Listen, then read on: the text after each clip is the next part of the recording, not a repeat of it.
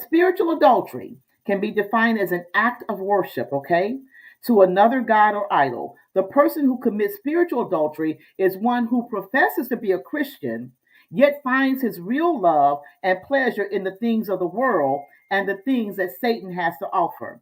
The initial term adultery, as used in the Bible, is not referring initially to a man and a woman. I hope I've clarified that, but about being unfaithful to God, Elohim, our creator, you know, Alpha, Omega, our Father, being having wanting to his benefits, but still wanting to operate in our flesh. First act of adultery. You could even say that the very first act of adultery took place with Eve in the garden. God had already gave instructions. This is what you're going to do. I'm going to commune with y'all. We're going to have a good time. We're just going to walk in the garden. But as soon as she committed adultery, meaning she went and did something that the vows had said don't do, then she broke covenant. Okay? And so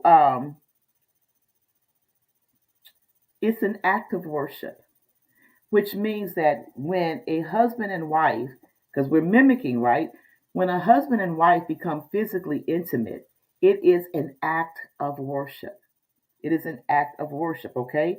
Yet there remains a standard for the husbands and the wives.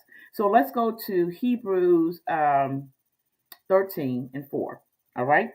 Marriage is to be held in honor among all that is regarded as something of great value, and the marriage bed undefiled by immorality or by any sexual sin, for God will judge the sexually immoral and the adulteress. Now, what was one of the main complaints about spiritual adultery?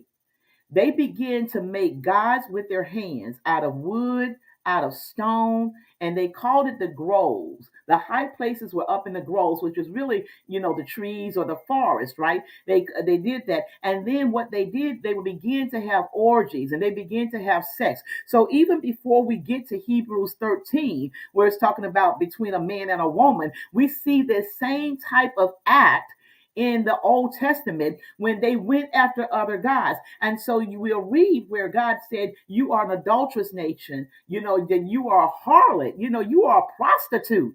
He goes, you prostitute, you're a harlot, you're an adulterous nation, right?